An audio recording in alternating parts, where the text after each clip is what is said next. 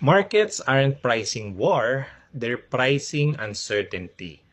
Listen to the messaging. I want a deal. Negotiating in good faith.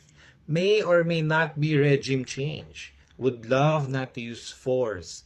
Iran can have a nuclear weapon. More talks Friday. That's not clarity. That's policy uncertainty. And markets hate uncertainty more than bad news. Because bad news can be priced. Uncertainty can't. So what happens? Oil spikes on escalation risk. Gold catches bids on safety flows. The dollar swings with every headline. Equities react to every shift in tone.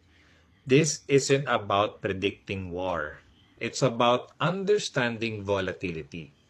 When messaging is mixed, positioning gets defensive, and defensive positioning creates sharp moves. Don't trade the politics, trade the reaction. Wisdom leads, action follows.